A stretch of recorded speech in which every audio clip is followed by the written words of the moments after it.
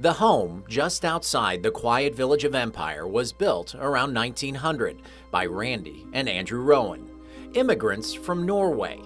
They raised their 5 boys in the house. 2 moved away, but brothers Ben, Seifert, and Andrew spent their lives here. I remember seeing the Rowan boys, Andy and Ben, outside kind of lurking or being outside in their yard, and they were just so reclusive. They didn't really talk to a lot of people, and it was just a very scary old home that we were all kind of scared of.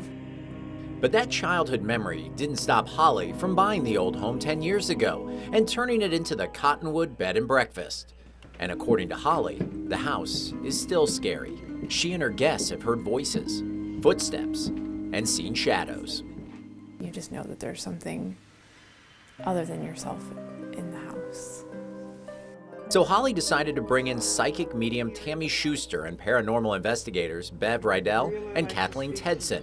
The 3 spent a night here. We did have some crazy activity. This is another room that I get kind of a little sadness and sorrow. This is actually the area where they found Ben and Andy, 2 of the brothers that actually died. They found them in this room. Ben and Andrew died just days apart from one another in 1985. Earlier, in 1979, Seifert went missing, never to be found.